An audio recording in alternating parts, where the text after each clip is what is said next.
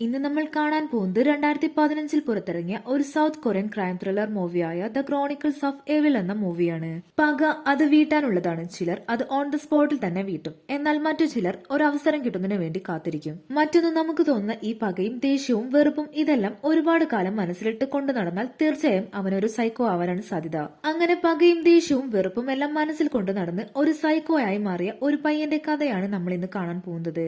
സിനിമയുടെ തുടക്കത്തിൽ കാണിക്കുന്നത് ഒരു ബാറിൽ മദ്യത്തിൽ വിഷം ചേർത്തതിനെ തുടർന്ന് 12 പേർ മരിച്ച കേസിൽ വെയിറ്ററായി ജോലി ചെയ്തിരുന്ന പയ്യനെ പോലീസ് അറസ്റ്റ് ചെയ്ത് കൊണ്ടുപോകുന്നതാണ്. അത് കണ്ട് അയാളുടെ മകൻ പുറകെ വന്ന് അത് ചെയ്തത് അച്ഛനല്ല എന്ന് കരഞ്ഞുകൊണ്ട് പറഞ്ഞെങ്കിലും പോലീസ് അവനെ തള്ളിമാറ്റി വെയിറ്ററെ കൊണ്ടുപോവുകയാണ്. ആ കുഞ്ഞു മനസ്സ് വേദനിച്ചുകൊണ്ട് ചിന്തിക്കാണ്, എന്റെ അച്ഛനെ നിങ്ങളൊരു കൊലപാതകയാക്കിയല്ലേന്ന്. ഇനിയാണ് കഥ തുടങ്ങുന്നത്. വർഷങ്ങൾക്ക് ശേഷം ചോയ് എന്ന വ്യക്തിയെ കാണിക്കുന്നു. ഇദ്ദേഹം കിങ് ഓഫ് ഡിറ്റക്റ്റീവ് എന്നാണ് അറിയപ്പെടുന്നത്. അതായത് ഏത് കേസും ഏറ്റെടുത്താലും അത് തെളിച്ചിരിക്കും. അതിനാൽ ഉയർന്ന ബഹുമതി നൽകി ജോയെ ആദരിക്കുകയാണ്. അതിനുശേഷം ജോയ് സീനിയർ ഓഫീസറെ കാണാൻ പോവുകയും ഓഫീസർ പറയുന്നു, നമ്മുടെ ഡിപ്പാർട്ട്മെന്റിന്റെ പ്രൊമോഷൻ ലിസ്റ്റിൽ ഞാൻ നിന്റെ പേരും കൊടുത്തിട്ടുണ്ട്. ഞാൻ നിന്നെ സപ്പോർട്ട് ചെയ്താണ് എല്ലാവരോടും സംസാരിച്ചത്.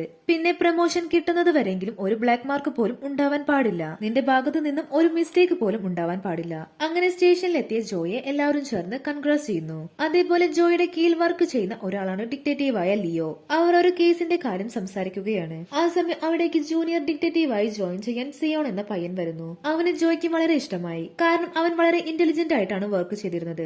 ജോയ് നല്ല രീതിയിൽ തന്നെ അവന് മോട്ടിവേഷൻ കൊടുക്കുന്നു. കേസ് ഏത് രീതിയിലാണ് അന്വേഷിക്കേണ്ടതെന്നും ഒരു കേസ് പോലും തെളിയിക്കാതെ വിടരുതെന്നും പറഞ്ഞു കൊടുക്കുന്നു. അങ്ങനെ അന്ന് രാത്രി ജോയുടെ കീഴിലുള്ള എല്ലാവരും ചേർന്ന് ജോയ്ക്ക് ഒരു പാർട്ടി കൊടുക്കുകയാണ്. കാരണം നേരത്തെ അവാർഡ് കിട്ടിയതിന്. അങ്ങനെ എല്ലാവരും ചേർന്ന് ജോയ്ക്ക് ഒരു ഗിഫ്റ്റ് കൊടുക്കുന്നു. അത് ജോയ്ക്ക് ഒരുപാട് ഇഷ്ടമാവുകയും ചെയ്തു. അങ്ങനെ പാട്ടും ഡാൻസുമായി അവർ ആ പാർട്ടി അടിച്ചു പൊളിച്ചു. ശേഷം പാർട്ടിയെല്ലാം കഴിഞ്ഞ് ജോയി അവർ യാത്ര അയക്കുന്നു.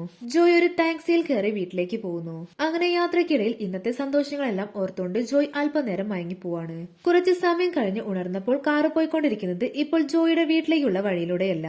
അതുകൊണ്ട് ഡ്രൈവറോട് ജോയ് ചോദിക്കുന്നു, ഇത് റോങ് റൂട്ടാണ്, നമുക്ക് തിരിച്ചു പോകണമെന്ന് പറയുന്നു. ഇത് കേട്ട് ഡ്രൈവർ മിണ്ടാതിരിക്കാൻ പറയുന്നു. അയാളുടെ സംസാരത്തിൽ എന്തോ പന്തികേട് തോന്നി ജോയ് ഡ്രൈവറോട് കാറ് നിർത്താൻ പറയുന്നു. ആളൊഴിഞ്ഞ ഒരു സ്ഥലത്ത് അയാൾ വണ്ടി നിർത്തി ഒരു കത്തിയുമായി ജോയുടെ അടുത്തേക്ക് വരികയാണ്. ജോയ് ഭയന്നുകൊണ്ട് എന്തിനാണ് താൻ എന്നെ കൊല്ലാൻ വരുന്നതെന്ന് ചോദിക്കുന്നു. എനിക്കും നിനക്കും ഇടയിൽ എന്താണ് പ്രശ്നമെന്ന് ജോയ് ചോദിക്കാണ്. അത് കേട്ട് ആ ഡ്രൈവർ ഒരു കേസിന്റെ കാര്യം പറയുന്നു. അയാളുടെ ഫ്രണ്ടിനെ ജോയ് കള്ളക്കേസിൽ കുടുക്കിയെന്ന് പറഞ്ഞ് അതിന്റെ പ്രതികാരം തീർക്കാൻ ജോയെ അവൻ കൊല്ലാൻ ശ്രമിക്കുകയാണ്. എന്നാൽ അബദ്ധവശാൽ കത്തി കൊണ്ട് കുത്തുകൊള്ളുന്നത് ഡ്രൈവർക്കായിരുന്നു. അയാൾ അവിടെ വെച്ച് തന്നെ മരിക്കാണ്. ഭയന്ന് വിറച്ച് ഇനി എന്ത് ചെയ്യണമെന്നറിയാതെ ജോയ് ഒരുപാട് വിഷമിച്ചിരിക്കുന്നു. അവന് പ്രമോഷൻ ലഭിക്കാൻ ഏതാനും ദിവസങ്ങൾ ബാക്കി നിൽക്കെയാണ് ഇതെല്ലാം സംഭവിച്ചത്. ഒരു കാരണവശാലും ബ്ലാക്ക് മാർക്ക് വരാതെ ശ്രദ്ധിക്കണമെന്ന് സീനിയർ ഓഫീസർ പറഞ്ഞതോർത്ത് ജോയ് വിഷമിക്കാണ്. ഇപ്പോൾ നടന്ന സംഭവങ്ങളെല്ലാം പുറത്തു പറഞ്ഞാൽ പ്രമോഷൻ ക്യാൻസൽ ആവുമെന്ന് മനസ്സിലാക്കി ജോയ് കാറിൽ നിന്നും സെല്ലോ ടൈപ്പ് എടുത്ത് കത്തിയിൽ ഉണ്ടായിരുന്ന ഫിംഗർ പ്രിന്റ് എല്ലാം മായ്ച്ചു കളയാണ്. ശേഷം ജോയ് ആരും കാണാതെ അവിടെ നിന്നും എസ്കേപ്പ് ആവുന്നു. പിറ്റേ ദിവസം ആരും വിചാരിക്കാത്ത തരത്തിൽ ഒരു ട്വിസ്റ്റ് സംഭവിക്കുകയാണ്. ജോയ് ഉപേക്ഷിച്ചു പോയ ഡ്രൈവറിന്റെ ശരീരം സിറ്റിയിൽ എല്ലാവരും കാണെ ഒരു ക്രെയിനിൽ കെട്ടി തൂങ്ങിക്കിടക്കുന്നു. ജോയ് വിവരം അറിഞ്ഞ് സ്ഥലത്തെത്തുന്നു. ആ ബോഡി ഓപ്പൺ ചെയ്ത് നോക്കിയപ്പോൾ ജോയ് ഞെട്ടിപ്പോവാണ്. കാരണം അവൻ കൊന്ന ആ ഡ്രൈവർ എങ്ങനെ ഇവിടെ എത്തിയെന്നോർത്ത് അവൻ ഭയക്കുന്നു. അവിടേക്ക് ഫോറൻസിക് ഡിപ്പാർട്ട്മെന്റ് വന്ന് ബോഡി ചെക്ക് ചെയ്യുമ്പോൾ ജോയുടെ നെഞ്ചെടുപ്പ് കൂടുന്നു. ജോയ് അവിടെ നിന്നും നേരെ ആ കൊലപാതകം നടന്ന സ്ഥലത്തേക്ക് പോകുന്നു. എന്നാൽ അവിടെ നിന്നും ഒരു തെളിവും ജോയ്ക്ക് കിട്ടിയില്ല. ആ സമയം ഡിറ്റക്റ്റീവ് ലിയോയും സംഘവും ബോഡി കിട്ടിയ സ്ഥലത്ത് എന്തെങ്കിലും തെളിവുണ്ടോ എന്ന് അന്വേഷിച്ചുകൊണ്ടിരിക്കുകയാണ്. ആ സമയം ലിയോ അവിടെ ഒരു ടാക്സി നിർത്തിയിട്ടിരിക്കുന്നതായി കാണുന്നു. സംശയം തോന്നി ലിയോ ഒരു അസിസ്റ്റന്റിനെ വിട്ട് ആ ഒരു ടാക്സി ചെക്ക് ചെയ്യാൻ പറയുന്നു. അവൻ കാറിന്റെ ഉള്ളിൽ കയറി പരിശോധിക്കുമ്പോൾ അതിലൊരു ലോക്കറ്റ് കിട്ടുന്നു. ആ ലോക്കറ്റ് ജോയ്ക്ക് ഗിഫ്റ്റ് കൊടുത്തതായിരുന്നു. ഇതെങ്ങനെ ഇവിടെ വന്നു എന്നോർത്ത് സിയോൺ അതാരും കാണാതെ അവന്റെ പോക്കറ്റിൽ വെക്കുന്നു. എന്നിട്ട് ലിയോനോട് അകത്ത് ഒന്നും ഇല്ല എന്ന് പറഞ്ഞ് അവർ ഡിക്കി ഓപ്പൺ ചെയ്യുമ്പോൾ അതിൽ രക്തക്കറ കാണുകയും അതോടെ ആ കാറിൽ തന്നെയാണ് ബോഡി കൊണ്ടുവന്നതെന്നും മനസ്സിലാവുകയും അങ്ങനെ അവിടെ മൊത്തം അവർ അരിച്ചു പെറുക്കി പരിശോധിക്കുകയാണ്. ആ മരിച്ചുപോയ ഡ്രൈവറെ കുറിച്ച് അന്വേഷിച്ചപ്പോൾ അയാൾ മയക്കുമരുന്നിന്റെ അഡിക്റ്റ് ആയിരുന്നു എന്ന് കണ്ടെത്തുകയാണ്. ആ കാറ് സഞ്ചരിച്ച റൂട്ടിലെ CCTV പരിശോധിച്ചാൽ ചിലപ്പോൾ കില്ലറെ കണ്ടെത്താൻ സാധിക്കും. അങ്ങനെ ആ റൂട്ടിലെ CCTV പരിശോധിച്ചുകൊണ്ടിരിക്കെ ഫോറൻസിക് ലാബിൽ നിന്നും ഒരു തെളിവ് കൂടി കിട്ടുന്നു. ആ ഡെഡ് ബോഡിയുടെ നഖത്തിന്റെ അടിയിൽ നിന്നും വേറൊരാളുടെ ശരീരത്തിന്റെ സ്കിന്ന് കിട്ടിയിരിക്കുന്നു. ചിലപ്പോൾ അത് വഴക്കിടുന്നതിനിടെ സംഭവിച്ചതാണെന്ന് അവർ പറയാണ്. സംശയം തോന്നുന്ന ആളുടെ DNA പരിശോധിച്ചാൽ കില്ലറെ ഈസിയായി കണ്ടുപിടിക്കാം. CCTV പരിശോധിക്കുന്നതിനിടെ ടാക്സി സഞ്ചരിക്കുന്നത് കാണുകയും അതിന്റെ ഫൂട്ടേജ് നോക്കുമ്പോൾ അതിലൊരു പാസഞ്ചർ ഉള്ളതായി കാണുന്നു. എന്നാൽ ഇത് കണ്ട ജോയ് വല്ലാതെ പേടിക്കുന്നു. അങ്ങനെ CCTVയിൽ നിന്നും മറ്റൊരു കാര്യവും കൂടി കണ്ടെത്തുകയാണ്. അത് ഡെഡ് ബോഡി കാറിന്റെ ഡിക്കിയിൽ നിന്നും പുറത്തെടുക്കുന്ന ദൃശ്യമായിരുന്നു. അതിൽ കില്ലറിന്റെ മുഖം വ്യക്തമായതോടെ അവർ ധൃതിയിൽ അവനുള്ള സ്ഥലത്തേക്ക് പോകുന്നു. അവനെ കണ്ടതും പോലീസാണെന്ന് മനസ്സിലാക്കി അവൻ ഓടി രക്ഷപ്പെടാൻ നോക്കുന്നു. അവന്റെ പുറകെ തന്നെ പോലീസും ഓടിയെങ്കിലും അവന്റെ പൊടി പോലും കിട്ടിയില്ല. പിന്നീട് അവർ ഓരോരുത്തരും പല വഴിക്കോടി അവനെ അന്വേഷിക്കാൻ തുടങ്ങി. അങ്ങനെ ജോയ് അവനെ കണ്ടെത്തി ഗൺ പോയിന്റിൽ നിർത്തി. ആ സമയം കില്ലർ ആണെങ്കിൽ ഞാൻ ഒരു തെറ്റും ചെയ്തിട്ടില്ല എന്നും ഒരുത്തൻ പറഞ്ഞിട്ടാണ് ഞാൻ ആ ബോഡി അവിടെ എത്തിച്ചതെന്നും പറയാണ്. അത് കേട്ട് ജോയ് ആകെ കൺഫ്യൂഷൻ ആകുന്നു. ജോയ് അവനോട് ആരാണ് നിന്നോട് ആ ബോഡി കൊണ്ടുപോകാൻ പറഞ്ഞതെന്ന് ചോദിച്ചു. അത് കേട്ട് അവൻ ഭ്രാന്ത് പിടിച്ച പോലെ അവിടെയുള്ള കമ്പിയെടുത്ത് ജോയിയെ കുത്താൻ വന്നതും ജോയ് അവനെ വെടിവെച്ച് കൊന്നുകളയാണ്. ജോയ് തിരിഞ്ഞു നോക്കുമ്പോൾ സിയോൺ ഇതെല്ലാം കണ്ടുകൊണ്ട് നിൽക്കുന്നുണ്ടായിരുന്നു. കൊന്നത് അവനല്ല എന്ന കാര്യം ജോയ്ക്കും സിയോണിനും മാത്രമേ അറിയുകയുള്ളൂ. അതിനുശേഷം ബാക്കിയുള്ളവരെല്ലാരും അവിടേക്ക് ഓടിയെത്തുന്നു.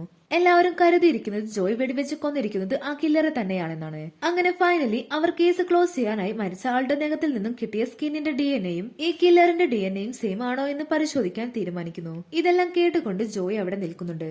ആ DNA-യുടെ റിസൾട്ട് വരുമ്പോഴേക്കും ആ ബോഡി കെട്ടി തൂക്കിയത് ആരാണെന്നും എന്തിനാണ് അവൻ അത് ചെയ്തതെന്നും കണ്ടുപിടിക്കാൻ വേണ്ടി ജോയ് തീരുമാനിക്കുന്നു. അങ്ങനെ അന്വേഷണം ആരംഭിച്ച് അവനൊരു മെറ്റബോളിക് ഡ്രഗ്സ് ഉപയോഗിക്കുന്ന ആളാണെന്ന് കണ്ടെത്താണ്. കൂടുതൽ അന്വേഷണത്തിനായി ഒരു ഡ്രഗ്സ് മാഫിയയെ കണ്ടെത്തി അവരിൽ നിന്ന് മെറ്റബോളിക് ഡ്രഗ്സ് ഉപയോഗിക്കുന്നവരുടെ ഡീറ്റെയിൽസ് ചോദിക്കുന്നു. അത്തരം ഡ്രഗ്സുകൾ ഞങ്ങൾ ഡീൽ ചെയ്യാറില്ല എന്നും അത് വളരെ എക്സ്പെൻസീവ് ആണെന്നും അവർ പറയാണ്. എന്നാൽ അവർ ഒരു കാര്യം കൂടി പറയുന്നു. കഴിഞ്ഞ വർഷം 3 ഫിലിം ആക്ടറിന്റെ മെറ്റബോൾ ഡ്രഗ്സ് യൂസ് ചെയ്തതിന്റെ പേരിൽ പോലീസ് അറസ്റ്റ് ചെയ്തിരുന്നു. ജോയ് അവരുടെ ഡീറ്റെയിൽസ് എല്ലാം നെറ്റിൽ സെർച്ച് ചെയ്ത് നോക്കി. അതിൽ കിം എന്ന ആക്ടർ ഒരു പരസ്യ കമ്പനിയിൽ ജോലി ചെയ്തതായി കാണുന്നു. ഈ കൊല്ലപ്പെട്ടവരുടെ ഫോണിലേക്ക് ഒരു പരസ്യ കമ്പനിയിൽ നിന്നും കോളുകൾ വന്നിരുന്നു. അതുകൊണ്ട് ജോയ് ഇവനെ പിടിച്ചാൽ എന്തെങ്കിലും തുമ്പ് കിട്ടുമെന്ന് കരുതുന്നു. പിറ്റേന്ന് DNA റിസൾട്ട് വന്ന കാര്യം ലിയോ വന്ന് ജോയോട് പറയുന്നു. DNA തമ്മിൽ മാച്ച് അല്ല, കില്ലർ മറ്റൊരാളാണെന്ന് ലിയോ പറയാണ്. ആ സമയം സീനിയർ ഓഫീസർ ജോയോട് ദേഷ്യപ്പെടാൻ തുടങ്ങി. കാരണം കില്ലറാണെന്ന് കരുതി മറ്റൊരാളെ കൊന്നതിന്. ഇനി മീഡിയക്കും ജനങ്ങൾക്കും ഇടയിൽ ഞാൻ എന്ത് ഉത്തരം പറയുമെന്ന് പറഞ്ഞ് ഓഫീസർ ദേഷ്യപ്പെടാൻ തുടങ്ങി. മറ്റൊരു വഴിയുമില്ലാതെ ഓഫീസർ ഇപ്പോൾ മരിച്ച ആൾ തന്നെയാണ് യഥാർത്ഥ കില്ലർ എന്ന് പുറത്ത് പറയാമെന്ന് പറഞ്ഞിട്ട് പോവാണ്. അത് കേട്ട് ജോയ്ക്കാകെ സന്തോഷമാണ്. കാരണം ഈ കേസ് ഇവിടെ വെച്ച് ക്ലോസ് ചെയ്യാൻ പോവാണ്. എന്നാലും ആ ബോഡി എന്തിനാണ് കെട്ടിത്തൂക്കിയതെന്ന് ജോയ്ക്ക് അറിയണമായിരുന്നു. അതിനായി പരസ്യ കമ്പനിയിൽ പോയി ജോയ് ആക്ടർ കിമ്മിനെ കുറിച്ച് അന്വേഷിക്കുന്നു.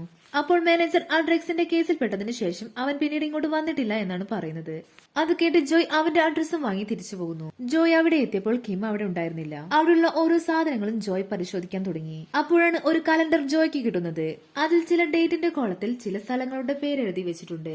അത് കണ്ട് ജോയ് അപ്പോൾ തന്നെ ലിയോയെ വിളിച്ച് പറയുന്നു, ഞാൻ പറയുന്ന സ്ഥലത്ത് പറയുന്ന ഡേറ്റിൽ ഏതെങ്കിലും കൊലപാതകം നടന്നിട്ടുണ്ടോ എന്ന് നോക്കണം. ലിയോ കുറച്ചു കഴിഞ്ഞ് അന്വേഷിച്ച ശേഷം ജോയെ തിരിച്ചു വിളിക്കുന്നു. എന്നിട്ട് സാർ പറഞ്ഞ ഡേറ്റിൽ 3 കൊലപാതകങ്ങൾ നടന്നിട്ടുണ്ട്. മരിച്ച 3 പേരും പോലീസാണ്. മാത്രമല്ല അവർ 3 പേരും സാറിന്റെ കൂടെ വർക്ക് ചെയ്തിരുന്നവരാണ്. അത് കേട്ടതോടെ ജോയ് ഷോക്കാകുന്നു. കാരണം കുറച്ചു വർഷങ്ങൾക്ക് മുമ്പ് ഒരു ബാറിൽ 12 പേരെ വിഷം കൊടുത്ത് കൊന്ന കേസിൽ എത്ര ശ്രമിച്ചിട്ടും പ്രതിയെ പോലീസിന് കണ്ടെത്താൻ സാധിച്ചില്ല. അതുകൊണ്ട് ഡിപ്പാർട്ട്മെന്റിന് നാണക്കേടാവാതിരിക്കാൻ ഈ കേസ് ക്ലോസ് ചെയ്യാൻ വേണ്ടി ഒരു തെറ്റും ചെയ്യാത്ത ബാറിലെ വെയിറ്ററിന്റെ തലയിൽ ഈ കേസ് കെട്ടിവെച്ചു. ഈ സീനാണ് സിനിമയുടെ തുടക്കത്തിൽ കാണിക്കുന്നത്. അതെല്ലാം ജോയ്ക്ക് ഓർമ്മ വന്നു. കാരണം ജോയും ആ ടീമിലുണ്ടായിരുന്നു. അപ്പോൾ വെയിറ്ററിന്റെ മകനാണ് കിം എന്നും ഇതെല്ലാം ചെയ്തത് അവനാണെന്നും മനസ്സിലാവാണ്. കിം തന്നെയാണ് ടാക്സി ഡ്രൈവറെ കൊണ്ട് ജോയെ കൊല്ലാൻ ഏർപ്പാടാക്കിയത്. എന്നാൽ ആ ഡ്രൈവർക്ക് ജോയെ കൊല്ലാൻ സാധിച്ചില്ല. അതുകൊണ്ട് തന്നെ അവൻ ആ ബോഡി എല്ലാവരും കാണെ സിറ്റിയുടെ നടുവിൽ കെട്ടിത്തൂക്കി. എന്നാൽ മാത്രമേ അതൊരു വലിയ കേസാവുകയും ജോയെ അറസ്റ്റ് ചെയ്യുകയുള്ളൂ എന്ന് അവൻ മനസ്സിലാക്കി. എന്നാൽ തെളിവുകളൊന്നും ജോയ് ബാക്കി വെക്കാത്തത് കാരണം ജോയ് രക്ഷപ്പെടുന്നു. പിറ്റേ ദിവസം കിം പോലീസ് സ്റ്റേഷനിലേക്ക് വരുന്നു. എന്നിട്ട് ടാക്സി ഡ്രൈവർ മരിച്ച കേസിൽ തനിക്കും ചില കാര്യങ്ങൾ പറയാനുണ്ടെന്ന് പറയുന്നു. അത് കേട്ട് എല്ലാവരും ഒന്ന് ഷോക്കാകുന്നുണ്ട്. ശേഷം കിമ്മിനെ അവർ ചോദ്യം ചെയ്യുന്നു. എന്നാൽ കിം ആണെങ്കിൽ ഒരു ഡിമാൻഡ് വെക്കാണ്. അതായത് ജോയോട് മാത്രമേ താൻ സംസാരിക്കുകയുള്ളൂ എന്ന്. അങ്ങനെ ജോയോട് അവൻ സംസാരിക്കാൻ തുടങ്ങുന്നു. ബാക്കി എല്ലാവരും പുറത്ത് അവൻ എന്താണ് പറയാൻ പോകുന്നതെന്ന് കേൾക്കാൻ കാത്തിരിക്കാണ്. എന്നാൽ കിം ജോയോട് താൻ പറയാൻ പോകുന്ന കാര്യങ്ങൾ ആരും കേൾക്കാൻ പാടില്ല എന്ന് പറയുന്നു. അതുകൊണ്ട് ജോയ് പുറത്തേക്കുള്ള സ്പീക്കർ ഓഫ് ചെയ്ത് വെക്കുന്നു. എന്നിട്ട് കിം പറയാൻ തുടങ്ങുന്നു, ആ ടാക്സി ഡ്രൈവറെ നിങ്ങൾ കൊലപ്പെടുത്തുന്ന വീഡിയോ ക്ലിപ്പ് എന്റെ പക്കമുണ്ട്. ഒരു തെറ്റും ചെയ്യാത്ത എന്റെ അച്ഛനെ നിങ്ങൾ കള്ളക്കേസിൽ പെടുത്തി. അതുകൊണ്ടാണ് നിങ്ങളുടെ കൂടെ ഉണ്ടായിരുന്ന 3 പോലീസുകാരെ ഞാൻ കൊലപ്പെടുത്തിയത്. അടുത്തത് നിങ്ങളാണ്. നിങ്ങളെ കൊല്ലാനാണ് ഞാൻ ആ ടാക്സി ഡ്രൈവറെ ഏർപ്പാട് ചെയ്തത്. എന്നാൽ നിങ്ങൾ അയാളെ കൊന്നു. തൽക്കാലം നിങ്ങൾ രക്ഷപ്പെട്ടു. അടുത്തതായി ഞാൻ പ്ലാൻ ചെയ്തിരിക്കുന്നത് നിങ്ങളുടെ സീനിയർ ഓഫീസറെ കൊല്ലാനാണ്. അതെനിക്ക് വേണ്ടി നിങ്ങൾ ചെയ്തു തരണം. അതും ഇന്ന് തന്നെ. ഇല്ലെങ്കിൽ ആ വീഡിയോ ക്ലിപ്പ് ഞാൻ അവർക്ക് അയച്ചു കൊടുക്കും എന്നും പറഞ്ഞ് കിം അവിടെ നിന്നും പോകുന്നു. അവനെ ഫോളോ ചെയ്തുകൊണ്ട് സിയോണും പോകുന്നു. അങ്ങനെ സിയോൺ കിമ്മിനെ ഫോളോ ചെയ്ത് പോകുമ്പോൾ കിം ഒരു ഒളിമ്പിക്സ് പാർക്കിൽ എത്തിയ വിവരം ലിയോയെ വിളിച്ചു പറയുന്നു. ലിയോ ഈ കാര്യം ജോയോട് പറയുമ്പോഴാണ് ഓർക്കുന്നത് സീനിയർ ഓഫീസർ ഇപ്പോൾ ഒളിമ്പിക്സ് പാർക്കിലാണ് ഉള്ളത്. ഉറപ്പായും അവൻ സീനിയർ ഓഫീസറെ കൊല്ലാനായിരിക്കും അങ്ങോട്ട് പോയിട്ടുണ്ടാവുക എന്ന് മനസ്സിലാക്കി മനസ്സിലാക്കി ജോയ് വേഗം ഒളിമ്പിക്സ് പാർക്കിലേക്ക് പോവാണ്. ആ സമയം കിം ജോയെ വിളിക്കുന്നു. സീനിയർ ഓഫീസറിന്റെ കാറിൽ ബോംബ് സെറ്റ് ചെയ്ത വിവരം കിം ജോയെ അറിയിക്കുന്നു. കാർ സ്റ്റാർട്ട് ചെയ്ത ഉടനെ ബോംബ് പൊട്ടുമെന്ന് മനസ്സിലാക്കി ജോയ് വേഗം സീനിയർ ഓഫീസറിന്റെ കാറിന്റെ അടുത്തേക്ക് പോവാണ്. കാറിന്റെ അടുത്ത് എത്തുമ്പോഴേക്കും കാറ് പൊട്ടിത്തെറിച്ച് സീനിയർ ഓഫീസർ മരിക്കുകയാണ്. എന്നിട്ട് ജോയെ കൊല്ലുന്നതിന് മുമ്പ് കിം ജോയ്ക്ക് ഒരു ചാൻസ് കൊടുക്കുകയാണ്. എന്താണെന്നാൽ ആ 12 പേരെ വിഷം കൊടുത്ത് കൊന്ന കേസിൽ കിമ്മിന്റെ അച്ഛനെ പോലീസ് കള്ള കേസിൽ കുടുക്കിയതായിരുന്നു. ആ കേസിന്റെ യഥാർത്ഥ പ്രതിയെ കണ്ടുപിടിക്കാൻ കിം ജോയോട് ആവശ്യപ്പെടുന്നു. ഇല്ലെങ്കിൽ ആ ഡ്രൈവറെ ജോയ് കൊല്ലുന്ന വീഡിയോ കിം പബ്ലിക് ആക്കുമെന്ന് പറഞ്ഞ് ഭീഷണിപ്പെടുത്താണ്. ആ സമയം ലിയോ കിമ്മിന്റെ ഫുൾ ഡീറ്റെയിൽസും കണ്ടുപിടിക്കുന്നു. അതോടെ കിം 12 പേർക്ക് വിഷം കൊടുത്തു കൊന്ന ആ വെയിറ്ററിന്റെ മകനാണെന്ന് മനസ്സിലാക്കാണ്. പെട്ടെന്നാണ് ലിയോയ്ക്ക് ഒരു മെയിൽ വരുന്നത്. അത് ജോയ് ടാക്സി ഡ്രൈവറെ കൊല്ലുന്ന വീഡിയോ ആയിരുന്നു. ആ സമയം ഒരാൾ അവിടേക്ക് വന്ന് സീനിയർ ഓഫീസർ മരിച്ച വിവരം പറയുന്നു. അപ്പോൾ ലിയോയ്ക്ക് കാര്യങ്ങളെല്ലാം മനസ്സിലായി. കാരണം ഇതെല്ലാം ചെയ്തത് കിം തന്നെയാണെന്ന് ലിയോ മനസ്സിലാക്കാണ്. ആ സമയം ജോയ് കിമ്മിന്റെ അടുത്തെത്തി കിമ്മിനെ ഷൂട്ട് ചെയ്ത് കൊല്ലാൻ തയ്യാറായി നിൽക്കുമ്പോഴാണ് സിനിമയിലെ മറ്റൊരു ട്വിസ്റ്റ് അവൻ പറയുന്നത്. യഥാർത്ഥത്തിൽ ആ വെയിറ്ററിന്റെ മകൻ ഇവനല്ല. ഇവന്റെ ബെസ്റ്റ് ഫ്രണ്ടായ ജോയിയുടെ കൂടെ എപ്പോഴും ഉണ്ടായിരുന്ന ജൂനിയർ പയ്യനായ സിയോൺ ആണ് ആ വെയിറ്ററിന്റെ മകൻ. അവനാണ് എല്ലാവരെയും പ്ലാൻ ചെയ്ത് കൊന്നിരിക്കുന്നത്. ഇതെല്ലാം കേട്ട് ജോയ് ആകെ ഷോക്കാകുന്നു. ഇതേസമയം ലിയോ സിയോൺ ആണ് യഥാർത്ഥത്തിൽ കിം എന്ന് മനസ്സിലാക്കി അവന്റെ അടുത്തെത്തുന്നു. കിമ്മിന്റെ അച്ഛനെ പോലീസ് കൊണ്ടുപോയതിനു ശേഷം കിം വളർന്നത് ഒരു ഓർഫണേജിലായിരുന്നു. അവിടെ നിന്നാണ് കിമ്മിന് സിയോൺ എന്ന പേര് കിട്ടുന്നത്. ഈ കാര്യങ്ങളെല്ലാം ലിയോ അറിഞ്ഞു എന്ന് സിയോൺ മനസ്സിലാക്കാണ്. ലിയോ അവനോട് കീഴടങ്ങാൻ പറയുമ്പോഴേക്കും സിയോൺ തോക്ക് തട്ടിയെടുത്ത് ലിയോനെ വെടിവെച്ച് കൊന്നുകളയാണ്. അതിനുശേഷം സിയോൺ ജോയെ വിളിക്കുന്നു. സിയോൺ ജോയുടെ മകന്റെ കൂടെ വീട്ടിലുണ്ടെന്ന് മകനെ ജീവനോടെ വേണമെങ്കിൽ എത്രയും പെട്ടെന്ന് അവിടെ എത്താൻ വേണ്ടി സിയോൺ പറയാണ്. ജോയ് വേഗം തന്നെ അവന്റെ വീട്ടിലെത്തി. സിയോൺ വീട്ടിലെത്തി മകനെ കുറിച്ച് അന്വേഷിച്ചപ്പോൾ മകൻ സേഫായി കാറിലുണ്ടെന്ന് പറയുന്നു. അവന്റെ ഈ പ്രായത്തിലാണ് എന്റെ കൺമുന്നിൽ വെച്ച് എന്റെ അച്ഛനെ നിങ്ങൾ എല്ലാവരും ചേർന്ന് കള്ളക്കേസിൽ കുടുക്കി കൊണ്ടുപോയത്. എന്നാൽ ബാറിലുള്ള ആളുകൾ എന്റെ അച്ഛനെ ഒരുപാട് ഉപദ്രവിക്കുന്നത് ഞാൻ കണ്ടിരിക്കുന്നു. അതുകൊണ്ട് തന്നെ അവർ കുടിക്കുന്ന മദ്യത്തിൽ ഞാൻ വിഷം ചേർത്ത് അവരെല്ലാം കൊന്നുകളയാൻ തീരുമാനിച്ചു. ഞാൻ തന്നെയാണ് അവരെല്ലാം വിഷം കൊടുത്ത് കൊന്നത് എന്ന് സിയോൺ വെളിപ്പെടുത്താണ്.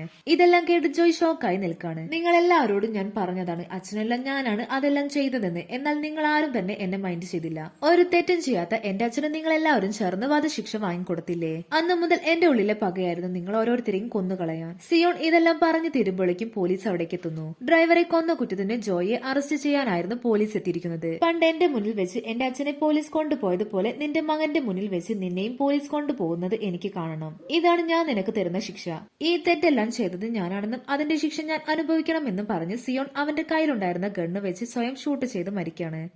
അവിടെ വെച്ച് ഈ ഒരു സിനിമ അവസാനിക്കുന്നു. വീഡിയോ ഇഷ്ടമായാൽ ലൈക്ക് ചെയ്യാനും ചാനൽ സബ്സ്ക്രൈബ് ചെയ്യാനും മറക്കല്ലേ.